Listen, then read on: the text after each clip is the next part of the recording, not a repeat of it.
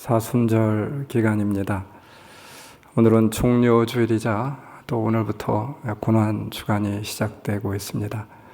예수님께서 이 땅에 오셔서 가장 힘들고 고통스럽고 참혹했던 그런 시간을 보낸 한 주간이기도 합니다.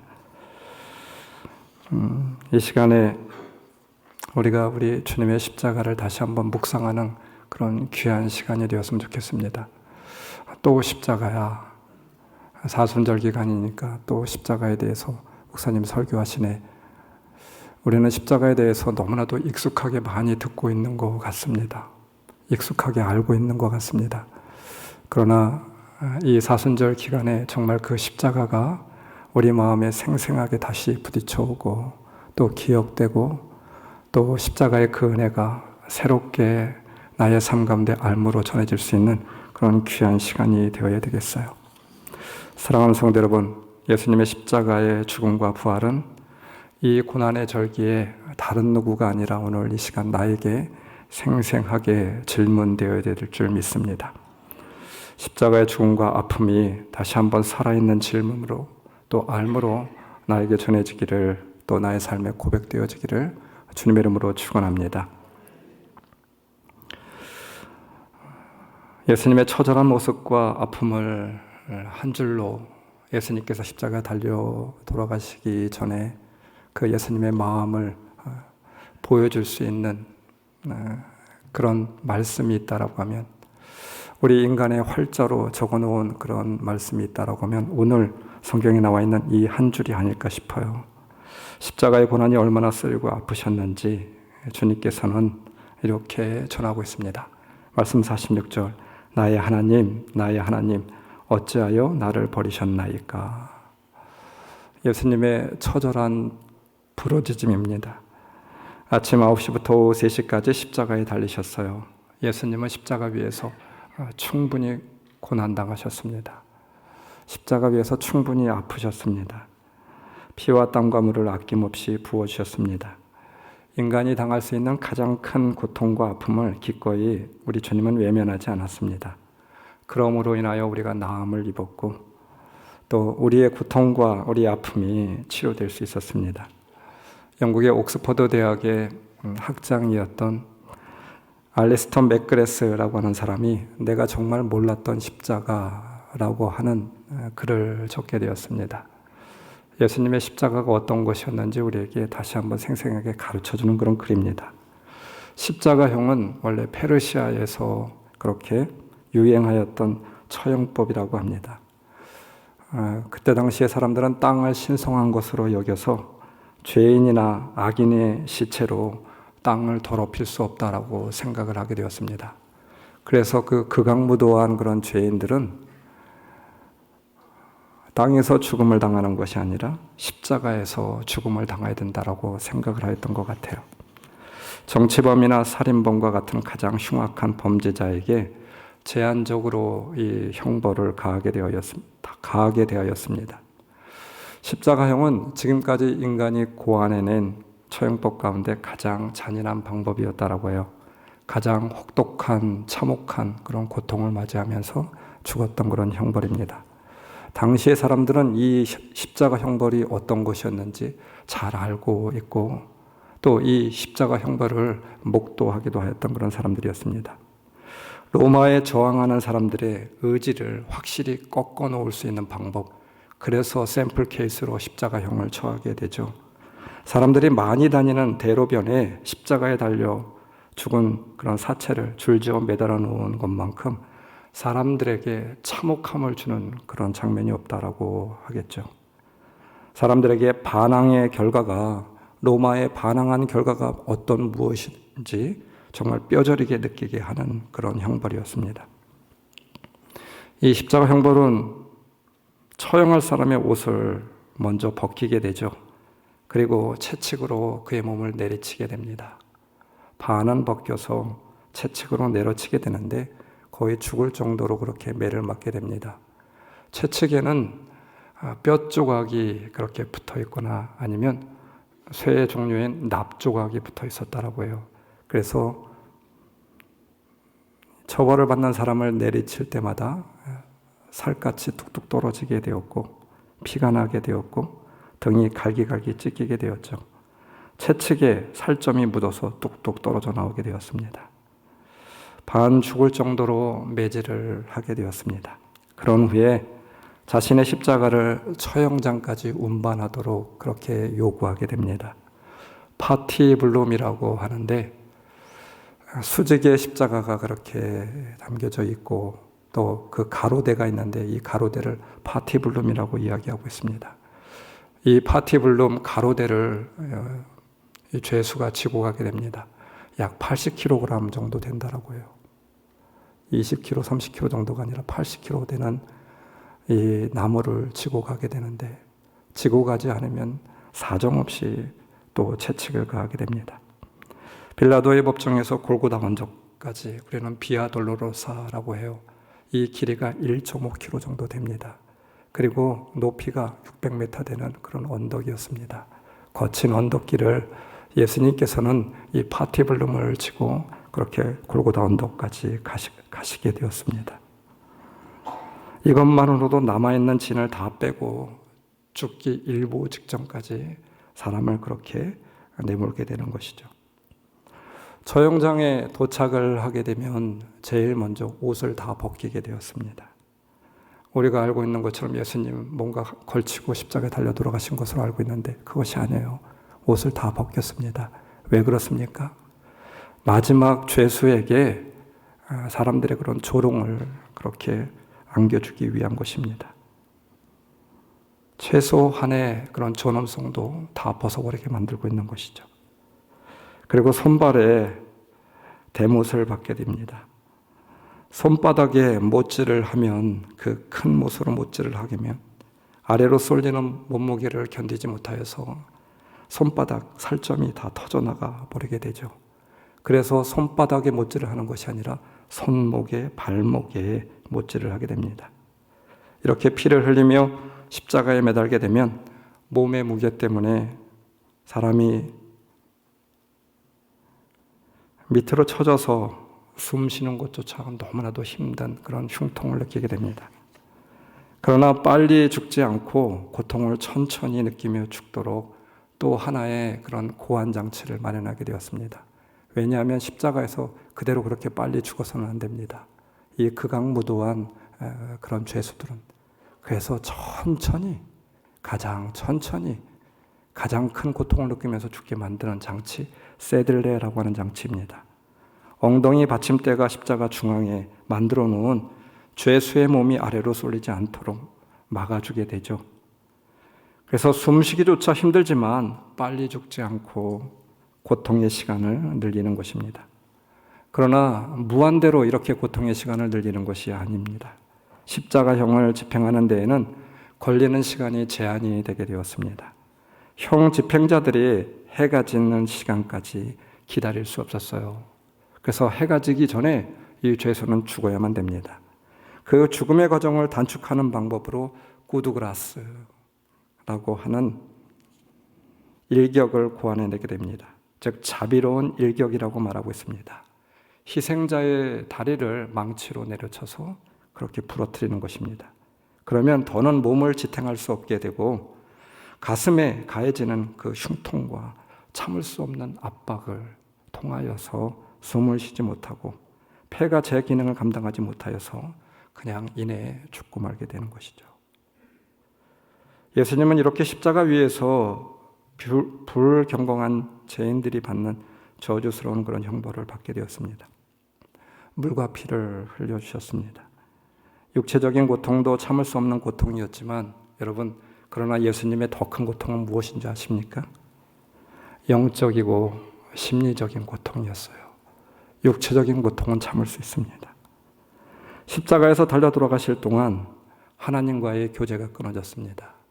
그렇게 늘 듣고 있었던 하나님의 음성이 가장 아프고 고통스럽고 참혹한 현장에 들려지지 않았습니다. 나의 하나님, 나의 하나님, 어찌하여 나를 버리셨나이까? 하나님의 어떠한 위로도 음성도 들을 수가 없었어요. 이제까지 십자가를 져야 하는 이유와 목적에 대하여서 말씀하셨던 하나님의 말씀이 정작 가장 필요한 시간에 그 시간에는 들려지지 않았습니다. 하나님의 단 한 번의 음성, 아니 뭐 다른 음성이 아니더라도 아들아라고 하는 이 음성만 들을 수 있었다라고 하더라도 주님께서는 고통을 참을 수 있었을 것 같아요. 아들아, 조금만 견디어라. 너의 고통이 인류의 구원이 이룰 것이다. 어떤 위로의 말도, 고통을 이기고 참아야 될 만한 어떤 합리적인 말씀도 하나님은 하지 않았습니다. 십자가에서 철저하게 우리 주님은 혼자였고 버림받는 존재로 그대로 십자가에서 유기당한 그런 존재였습니다. 그래서 말씀하시죠. 나의 하나님, 나의 하나님, 어찌하여 나를 버리셨나이까. 이 단 한 구절의 말씀은 주님의 슬프고 고뇌에 찬 아픔을 절절하게 느끼게 해주는 말씀이라고 저는 믿습니다. 말씀 45절, 난 12시부터 어둠이 온 땅을 덮어서 너무 마음이 아파서 더 이상 쳐다볼 수 없는 하나님, 아버지의 마음을 표현한 것이라고 믿어요. 이때 하나님 아버지의 마음은 어떠하셨을까요? 가슴이 찢어지지 않았을까요? 참아 볼 수가 없어서, 더 이상 바라볼 수가 없어서 어둠이 임하게 되었습니다. 십자가를 제대로 보지 못하고 그 의미를 온전히 알지 못하는 자들은 종종 하나님에 대해서 큰 오해를 갖고 있기도 합니다. 그런 사람들 중에 가장 대표적인 사람이 버트런트 러셀이라고 하는 그런 사람이었습니다. 그가 쓴 기독교 비평서, 나는 왜 기독교인이 아닌가? 그는 이렇게 자기 주장을 하고 있어요. 성경의 기록을 보게 된다라고 하면 예수 그리스도라고 하는 사람을 그의 아버지, 즉 신이라고 하는 하나님이 비참하게 십자가에서 못 박아 죽이는데 이런 아버지가 어디 있겠느냐라고 하는 거예요. 어떻게 자비로운 신이, 사랑의 신이 그런 하나님이 있다라고 하는데 그 하나님이 자기 아들을 무참히 그렇게 십자가에서 죽이는 그런 하나님이 어디 있느냐. 그러면서 설령 하나님이라고 하는 신이 있다고 하더라도 자기 아들을 그렇게 비참하게 죽이는 신이라고 하면, 그런 잔인한 신이라고 하면 나는 그런 하나님을 믿지 않겠다. 이렇게 고백하고 있어요. 여러분, 논리적으로 따져보게 된다고 하면 반기독교 사상가들의 이런 주장은 일면 타당해 보이는 주장이기도 하잖아요. 그러나 예수님이 십자가에 달려 돌아가신 사건은 하나님의 잔인함을 보여주는 사건이 아닙니다. 우리는 그렇게 알고 있고 그렇게 믿고 있습니다. 그런 생각은 성령님의 조명하심을 받지 못한 세상 사람들의 왜곡된 생각이죠. 예수님이 십자가에 달린 까닭은 우리의 죄값을 치르기 위해서입니다. 내가 치러야 될 죄값, 내가 당해야 될 고통, 그 고통을 예수님이 대신 당하고 그 죄값을 예수님이 대신 치르게 되었죠. 요한복음 19장 30절 테텔레스타이, 예수님의 마지막 말씀이었습니다. 다 이루었다 라고 하는 말이에요. 이 말의 의미는 당신이 그 물건에 대한 값을 지불했으니 이제 그 물건은 당신의 것입니다. 내가 당신의 빚을 다 갚았으니 빚에서 이제는 자유를 얻었습니다 라고 하는 의미입니다. 테텔레스타이, 다 이루었다. 무엇을 다 이루었습니까? 누구를 위해서 무엇을 다 이루었습니까? 왜 예수님이 이처럼 아픈 쓰디쓴 십자가를 지셔야만 했습니까? 왜 하나님은 아들의 죽음을 외면하셨습니까? 사도행전 4장 12절, 다른 것으로는 구원을 얻을 수 없나니 천하 인간에게 구원을 얻을 만한 다른 이름을 우리에게 주신 적이 없다. 그가 찔림은 우리의 허물을 인함이요 그가 상함은 우리의 죄악 때문이라. 그가 징계를 받음으로 우리가 평화를 누리고 그가 채찍에 맞음으로 우리가 나음을 입었도다. 아멘. 여러분, 정말 그러합니까? 이 말씀이 믿어집니까? 십자가 외에는 그 무엇으로도 우리를 살릴 수 없기 때문에 주님이 십자가로 우리의 죄를 지불하게 하셨습니다. 예수님만이, 십자가의 길만이 유일한 구원의 길이라고 분명 성경은 말씀하고 있습니다. 아니, 우리 믿음의 사람들은 분명 믿음으로 고백하고 있습니다. 십자가의 능력이 아니고서는 죄의 권세에서 벗어날 수가 없습니다. 십자가의 능력을 힘입어서 사망에서 생명으로 옮겨졌습니다. 죽을 수밖에 없는 죄인이 하나님의 자녀가 되는 놀라운 특권을 얻었습니다. 십자가의 능력을 의지하여서 오늘 주 앞에 나올 수 있었습니다. 나의 하나님, 나의 하나님, 어찌하여 나를 버리셨나이까.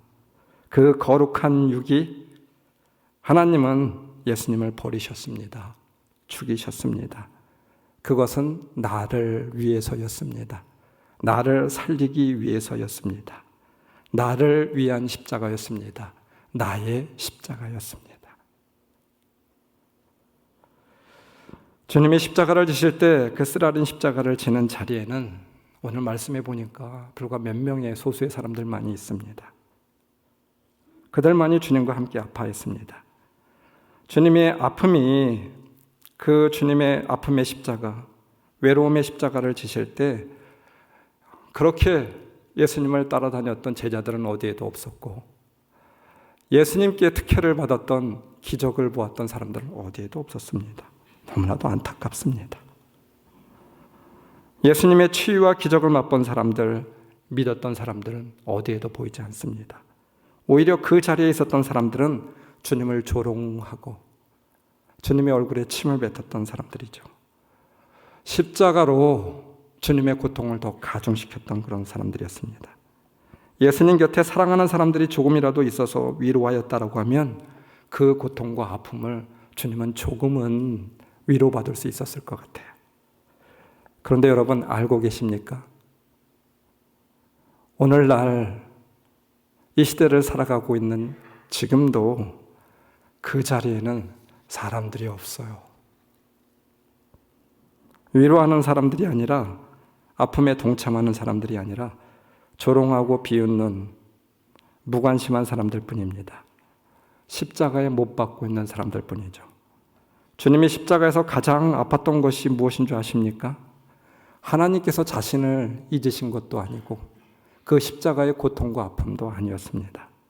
몸속 깊이 파고드는 고통과 쓰러진 십자가가 아니었어요. 그것은 바로 십자가의 의미를 모르고 살아가고 있는 바로 나 자신 때문에 주님이 더 아팠습니다. 여러분, 우리는 어떠한 사람들인가요? 우리 또한 주님을 부인하고 주님을 십자가에 유기하고 십자가의 의미를 오늘도 우리는 잊어버리고 살아가고 있는 사람들은 아닌가요? 아니, 예수님을 십자가에 죽게 하였던 사람들과 다를 바가 없습니다. 아니, 십자가 밑에서, 십자가 앞에서 주님을 못 받고 있는 그런 사람들은 아니었겠습니까? 17세기 네덜란드 시인 야코보스 레비우스의 고백을 빌리자면 이렇게 이야기해요. 아닙니다. 예수를 십자가에 처형한 것은 유대인들이 아닙니다. 주 예수님, 당신의 얼굴에 침을 뱉은 자들은 유대인들이 아닙니다. 재판정에서 당신을 배신한 자들은 유대인들이 아닙니다. 당신이 죽어가실 때 당신의 뺨을 내리친 자들은 유대인들이 아닙니다. 아닙니다. 당신의 얼굴에 주먹질한 자는 로마 군인들이 아니었습니다. 망치를 들고 못을 내려박은 자들은 로마 군인들이 아닙니다.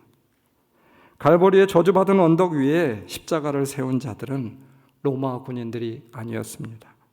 당신의 겉옷을 나눠 갖기 위해 주사위를 던진 자들은 로마 군인들이 아니었습니다.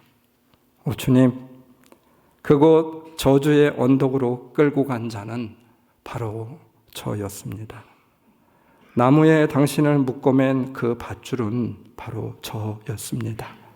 채찍, 못, 망치, 창, 그것들은 바로 저였습니다.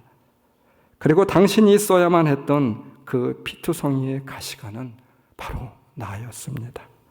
오 주님, 그것은 저의 죄 때문이었습니다. 당신이 당하신 것은 바로 저를 위한 것이었습니다. 그렇죠.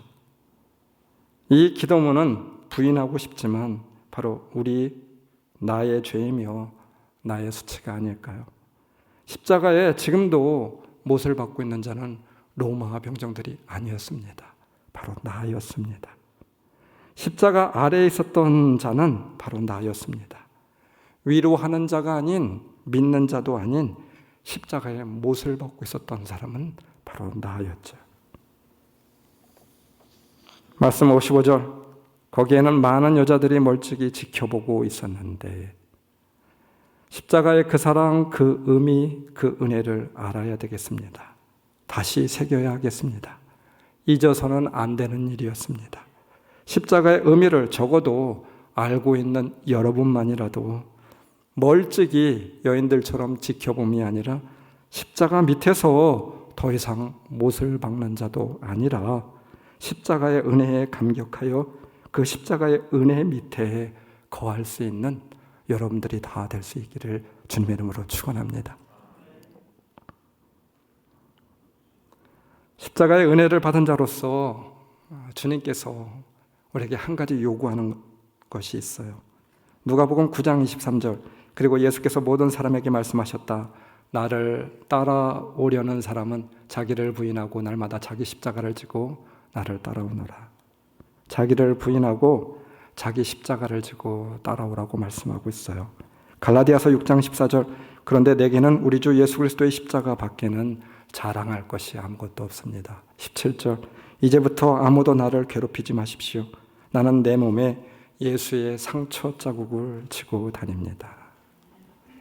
주님은 종종 우리에게 십자가를 주시고 있습니다. 그리고 나를 따라오려거든 십자가를 지라고 말씀하고 있습니다. 왜 고통과 수치의 그 아픔의 십자가를 지라고 말씀하고 있나요? 왜 사도 바울은 그 십자가가 자랑이 되고 있다고 말씀하고 있습니까? 십자가를 통하여 주님과 가까워지고 십자가를 통하여 진정 주님을 알 수 있고 십자가를 지지 않으면 주님께 가까이 나갈 수 없기에 십자가를 지지 않으면 그 주님의 그 십자가의 은혜를 알 수 없기 때문에 십자가를 지라고 하고 있는 것이죠. 그래서 십자가는 고난이 아니라 바로 영광, 그 십자가는 고난이 아니라 생명이라고 말씀하고 있는 것이죠. 십자가를 지고 골고다로 걸어갈 때 로마 병사들은 한 사람을 세워서 십자가를 지게 만들었습니다. 그것도 강제로. 오늘 말씀 이전에 나와 있는 바로 구레네 시몬입니다. 말씀 32절, 그들은 나가다가 시몬이라고 하는 구레네 사람을 만나서 강제로 예수의 십자가를 지고 가게 하였다. 나의 의지와 나의 감정, 내가 알지도 못하는 십자가를 지도록 부름을 받을 때가 있죠. 구레네 시몬처럼. 구레네 시몬의 십자가는 예상치 않았던 사람이 전혀 계획지 않았던 사건이 그 십자가가 나에게 다가올 수 있음을 보여주고 있습니다. 우리가 인생을 살아가면서 우리가 원치 않는 십자가를 우리가 져야 될 때가 있잖아요. 내가 만나고 싶지 않았던 십자가가 나에게 다가올 때가 있습니다. 큰 이별과 슬픔, 건강의 어려움, 가정의 문제, 직장과 사업의 문제, 인간관계의 십자가가 나에게 갑자기 다가올 때가 있습니다. 어느 날 원치 않게 찾아온 이러한 십자가를 우리는 어떻게 하야만 좋을까요? 어떻게 우리는 이 십자가를 맞이해야만 될까요? 십자가는 분명 고난의 길입니다. 힘든 일이고 아픔입니다. 고통입니다. 피하고 싶습니다. 육신은 곤고하고 삶은 힘들고 어려운 일이지만 그런데 주님께서 말씀하십니다. 그 십자가가 축복이라고. 십자가는 복음의 진리에서 비춰본다라고 하면 신앙의 파라독스입니다. 고통이지만 그것이 축복이 됩니다. 왜 그렇습니까? 십자가를 진다는 것은 그리스도의 사역에 동참하는 특권을 누리게 되기 때문이죠. 여러분 인정하십니까? 구레네 시몬은 죄를 사하는 능력은 없었지만 주님의 사역은 도울 수가 있었잖아요. 구레네 시몬은 죄를 속죄를 하는 그런 능력은 없었습니다.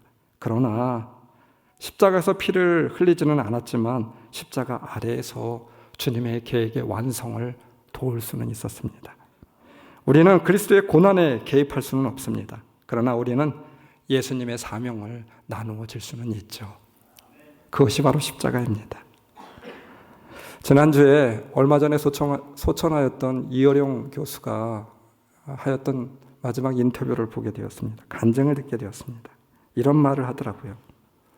외손주의 죽음 앞에서 간신히 예수를 믿게 되었는데, 늦지막히 예수를 믿게 되었는데 그만 너무나도 아프고 슬퍼서 성경책을 다시 덮게 되었다라고 해요. 그렇게 몸부림치고 기도하였지만 하나님은 들어주시지 않았습니다. 하나님을 원망하기도 하였습니다. 하나님이 어디 계시냐고. 그런데 계속해서 고난이 더 겹쳐와요. 외손주의 죽음까지는 받아들일 수 있었는데 딸의 아픔은 견딜 수가 없었습니다. 딸의 자식이 죽은 고통으로 인하여서, 낙심함으로 인하여서, 죽음도 죽음이었지만, 자식이 죽었던 그 죽음도 아픔이었지만 딸이 실명할 위기에 놓여지게 되었습니다. 앞이 보여지게 되지 않았습니다.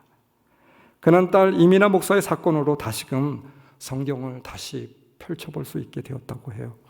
그제서야 성경이, 또 세상이 인간의 합리적인 물음만으로 풀리지 않고 풀릴 수 없는 세계라고 하는 것을 실감하게 되었다고 합니다.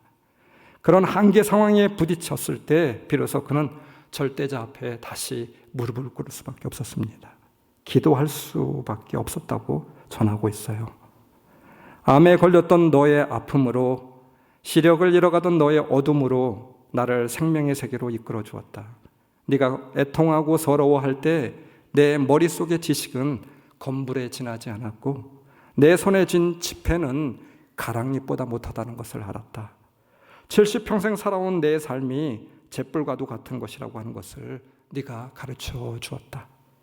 합리적인 물음과 의심만으로는 풀리지 않는 수수께끼, 부조리한 사건 앞에 실존의 유한성을 절절히 고백하는 그 시간, 자기 딸의 아픔과 고통을 생각하며 수로보니게 여인이 주님 앞에 나와서 자기를 개처럼 여겨도 좋으니 내 딸만은 살려달라고 하는 그 말씀의 의미를 이해하게 되었다라고 고백하고 있어요. 이 십자가로 인하여 주님을 만나게 되었고 주님의 음성을 선명하게 들을 수 있었습니다. 하나님을 진정 아버지로 만나고 하나님의 사랑을 제대로 알 수 있게 되었다고, 얼마 전에 소천한 이 시대의 지성으로 불리워진 이어령 교수가 마지막으로 남긴 그런 말이었습니다. 십자가를 져본 사람만이 주님의 십자가의 고난을 조금이나마 이해할 수 있겠죠. 십자가를 지고 있는 사람만이 십자가의 은혜를 이해할 수 있지 않을까요? 십자가를 져본 사람만이, 십자가를 지고 있는 사람만이 그리스도께 가까이 나아갈 수 있지 않을까요? 십자가를 져본 사람만이 우리 주님과의 교제가 이어질 수 있지 않을까요? 갈라디아서 2장 20절, 내가 그리스도와 함께 십자가에 못 박혔나니 그런즉 이제는 내가 산 것이 아니요 오직 내 안에 그리스도께서 사시는 것이라. 내 안에 그리스도께서 사신대요. 십자가를 통하여서 내 안에 그리스도가 사시게 된다 말하고 있는 것이죠. 구레네 시몬의 볼가로 주님이 흘린 피가 흘러내리게 되었습니다. 로마 병사가 주님의 십자가를 그의 어깨 위에 들어 올렸을 때 그는 거룩한 분을 가장 가까이서 볼 수 있게 되었습니다. 그리고 주님의 머리에서 흘러내린, 주님의 볼에서 떨어진 그 피와 땀이 바로 구레네 시몬의 볼에도 흘러내리게 되었죠. 그의 손에 검푸는 상처를 가장 가까이서 볼 수 있게 되었습니다. 그분의 얼굴에 보여지는 비극과 영광, 고통과 순결함, 슬픔과 사랑을 누구도 가까이서 볼 수 없었는데 구레네 시몬만은 십자가를 지면서 가장 가까이서 볼 수 있었죠. 시몬이 만약 십자가를 지는 것을 강요받지 않았다고 하면, 십자가를 지는 사람으로 시몬을 선택되지 않았다고 하면 그와 같은 예수님을 만날 수 있었을까요? 그와 같은 예수님과 교제할 수 있었을까요? 그와 같은 십자가를 지는 예수님의 채취를 가장 가까이서 만난 사람이 될 수 있었을까요? 이것이 바로 십자가를 졌던 자만의 특권입니다. 십자가를 짐으로 인하여서 주님과 가장 가까운 친구, 주님과 가까운 교제를 나눌 수 있게 되었던 것이죠. 십자가를 지는 일 너무 힘듭니다. 너무 아픕니다. 피하고 싶습니다. 그러나 여러분, 십자가를 지는 일은 가장 정결하고 아름답게 빛나는 일이죠. 여러분이 혹시 오늘 이 시간 십자가를 지고 삶을 너무나도 아파하며 그렇게 살아가고 있습니까? 저는 여러분에게 믿음으로 권고하고 싶습니다. 그냥 십자가를 지십시오. 내려놓지 마십시오. 포기하지 마십시오. 핑계하지도 마십시오. 져야 할 십자가가 있으면 기꺼이 지십시오. 다른 사람을 위하여 져야 할 십자가가 있다고 하면 그냥 지십시오. 그래야 바로 그리스도인이 아니겠습니까? 그런 자가 십자가의 은혜를 아는 자가 아니겠습니까? 때때로 억지로 짊어지는 짐이 이렇게 바로 구레네 시몬과 같이 놀라운 구원의 은총의 도구가 될 수 있습니다. 오늘 우리가 사는 사회는 자신의 짐까지도 다른 사람에게 얹어주려는 사회입니다. 갈수록 이런 풍조가 점점 심해지고 있습니다. 이런 시대에 우리는 세상 사람들이 아닌 이방인으로 살아야만 됩니다. 가정과 교회 그리고 직장에서도 우리는 다른 사람의 짐을 대신 지는 구레네 시몬과 같은 그런 이방인이 되어야 될 줄 믿습니다. 여러분 자신의 짐이 아닌 다른 사람의 짐이 여러분 자신의 어깨 위에 있습니까? 자녀들의 힘들고 아픈 그 짐이 여러분의 어깨 위에 있습니까? 아니면 배우자의 그 짐이 여러분의 어깨 위에 있습니까? 아니면 형제자매와 부모의 짐이 여러분의 어깨 위에 있습니까? 어떤 경우에는 그 짐을 나누어 주는 것이 너무 어렵고 힘들 때가 있죠. 내 짐만으로도 버거워서 어찌할 줄 모르고 있는데 주변을 살핀 여력이 없습니다. 우리가 맡은 우리의 짐이, 그러나 여러분, 우리가 맡은 사랑이라고 하는 것을 알고 계십니까? 바로 그 십자가의 짐이 바로 은혜의 분량입니다. 그 짐을 지고 십자가를 지고 감으로 인하여서 주님의 남은 고난을 우리가 담당하고 있는 것이죠. 그 십자가를 기꺼이 기쁘게 또 행복하게 지며 나아갈 수 있는 여러분들이 되시기를 주님의 이름으로 축원합니다. No cross, no crown. 여러분, 크로스가 있기에 크라운이 있다라고 하는 말입니다. 시험을 참는 자는 복이 있도다. 이것에 옳다 인정함을 받은 후에 주께서 자기를 사랑하는 자들에게 약속하신 생명의 면류관을 얻을 것임이니라. 구레네 시몬과 같이 십자가를 지고 오늘을 살아가고 있는 여러분을 축복합니다. 여러분을 축복합니다. 현재는 십자가로 인하여 고되고 아픈 삶이지만 여러분을 주님의 이름으로 다시 한번 응원합니다. 우리가 우리에게 주어진 십자가를 짊으로 비록 잠시 동안이지만 우리가 예수님의 동역자로 호흡할 수 있다는 것, 참으로 복된 일임을 다시 한번 깨달아 알 수 있는 여러분들이 다 될 수 있기를 주님의 이름으로 축원합니다. 오늘 말씀 가운데 주님은 말씀하시죠. 나의 하나님, 나의 하나님, 어찌하여 나를 버리셨나이까? 예수님이 부르짖었을 때 오늘 말씀에 보면, 말씀의 활자에는 하나님은 어디에도 없었습니다. 그러나 여러분, 말씀의 횡간으로 보면 보이는 것이 있어요. 하나님은 주님의 처절한 음성을 외면하셨습니다. 그러면 하나님은 어디에 있었을까요? 여러분, 눈에 보이지 않는다고 없는 것입니까? 귀에 들리지 않는다고 여러분 소리가 없는 것입니까? 그것이 아니겠죠. 져야 할 십자가이니 네가 해야 할 사명이니 주님 혼자 십자가를 지라고 하나님께서 내버려 두고 있는 것일까요? 적어도 아버지들은, 아버지라고 이름 붙여진 자들은 그럴 수가 없습니다. 자식의 슬픔, 아픔, 자식이 당하는 고통, 그 고통보다도 훨씬 더 몇 배, 아니 100배, 1000배 더 아픈 것이 바로 아버지라고 이름 붙여진 자들의 그런 몫이죠. 자신의 고통보다도 자식의 고통에 더 가슴 아픈 것이 바로 아버지의 마음, 바로 어머니라고 이름 붙여진 자들의 그런 마음이 아닐까요? 아들은 채찍과 매맞음으로 인하여 피를 흘리지만 아버지는 단장이 끊어지는 그런 아픔을 당하고 있습니다. 여러분, 단장이라고 하는 말 아시잖아요. 창자가 다 끊어졌다고 하는 말입니다. 이 말이 유래된 그런 계기가 있어요. 원숭이 새끼가 사냥꾼들의 올무에 걸려서 그만 이 새끼 원숭이가 잡혀지게 되었습니다. 아무리 몸부림쳐도 그 올무를 벗어날 수 없었습니다. 결국 이 새끼 원숭이는 올무에 잡혀서 그만 죽어가게 되었죠. 그런데 사냥꾼들 앞에서 서성이고 있었던 또 한 마리의 원숭이가 있었습니다. 잡으려고 하였지만 잡힐 듯 말 듯 그러고 있어요. 나중에는 이 원숭이가 잡혀지게 되었습니다. 눈물을 흘리는 또 한 마리의 원숭이였죠. 그 원숭이 또한 죽게 되었습니다. 사냥꾼들이 그 죽은 원숭이를 배를 갈라보게 되었더니 창자가 다 끊어져 내렸다라고 하는 것입니다. 이것이 바로 단장이죠. 새끼 원숭이가 잡혀서 죽는 것을, 그 모습을 보면서 어미의 마음이 어떠하였겠습니까? 어미의 마음은 창자가 끊어질 듯 그와 같은 고통과 아픔을 느끼고 있었다라고 하는 거예요. 예수님이 십자가를 지실 때 가장 아파한 사람은 누구입니까? 하나님 아버지가 아니었겠습니까? 하나님은 예수님을 십자가에 유기하고 외면하셨던 것이 아니었어요. 그 고통 가운데 피눈물을 흘리셨고 단장이 끊어지는 아픔을 같이 겪고 있었습니다. 십자가에서 예수님만 죽은 것이 아니죠. 십자가에서 하나님도 죽으셨습니다. 십자가를 주님만 지고 있었던 것이 아니라 십자가를 하나님도 같이 지고 있었습니다. 그래서 어둠이 임했던 것이죠. 그러므로 여러분, 우리가 고통으로 가슴 아파할 때, 십자가의 고통을 지고 어찌할 줄 모르고 몸부림치고 있을 때 하나님이 외면한다고 생각하지 마십시오. 보이지 않는다고 하나님이 보지 않는 것이 아닙니다. 우리의 귀에 들리지 않는다고 하나님이 말씀하고 있지 않는 것이 아니십니다.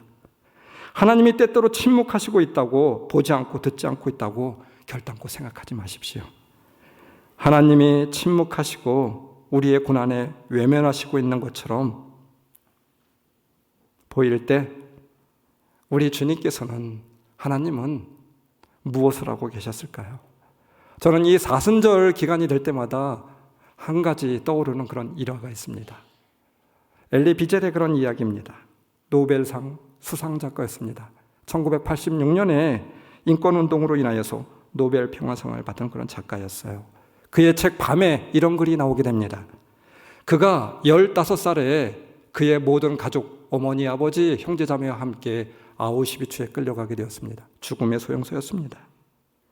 누이와 어머니가 소각로에서 완전히 발가벗겨진 채 산채로 화형당하는 것을 보게 되었습니다. 인간의 작은 존엄마저도 다 빼앗아 버리게 되었습니다. 기차로 수송될 때 같이 탔던 사람들 대부분이 참혹한 겨울에 얼어 죽게 되었습니다. 자신의 아버지 역시 산채로 소각장에 던져지는 그 참혹한 광경을 그는 15살의 나이에 목도할 수밖에 없었습니다. 비참한 일은 계속되게 되었습니다. 어느 날 수용소의 모든 사람들이 보는 앞에서 3명이 교수형을 당하게 되었습니다. 시범 케이스라며 십자가형에서 교수형을 시키게 되었습니다. 먼저 노인과 중년의 남자가 고통스럽게 십자가에서 죽어가게 되었죠. 근데 바로 그러한 때 엘리 비젤의 뒤에서 한 사람이 이렇게 소리쳤다라고 해요. 하나님 보고 계십니까? 하나님은 도대체 어디 계십니까? 하나님은 살아계십니까? 질문하기 시작하였어요. 마지막으로 겁에 질려 있던 어린아이가 서 있던 의자를 군인이 발로 차버리게 되었어요. 아이 역시 바동바동 숨이 막혀오자 고통스러워했지만 이게 웬일입니까? 어른들처럼 단번에 죽지 않았습니다. 깡마른 몸에 무게가 얼마 나가지 않아서인지 고통에 몸부림치면서도 숨이 쉽게 넘어가지 않았어요. 그 정도 된다라고 하면, 인간이라고 하면 살려줄 법도 할 만하지 않겠습니까? 그런데 그렇게 하지 않았어요. 오히려 독일군 장교는 이 광경을 너희들 똑똑히 지켜보라고 하며 30분 동안 그 아이가 죽어가는 광경을 지켜보게 만들었죠. 그때 또다시 엘리 비젤의 뒤에서 이렇게 외치는 소리가 들려왔습니다. 하나님, 하나님은 어디 계십니까? 하나님은 어디 계시나요? 한참이 지난 후에도 소녀는 여전히 밧줄에 매달려 괴로워했습니다. 그때 엘리 비젤의 마음 가운데 내 안의 목소리, 이렇게 대답하는 목소리가 들려지게 되었습니다.